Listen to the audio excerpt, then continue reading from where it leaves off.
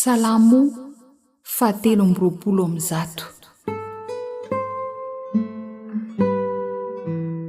Fanantenanan'Andriamanitra hanafaka amin'ny fanebahana sy ny fanamavona. Aminao no anandratako ny masoko ry mpitoetra ny an-danitra o.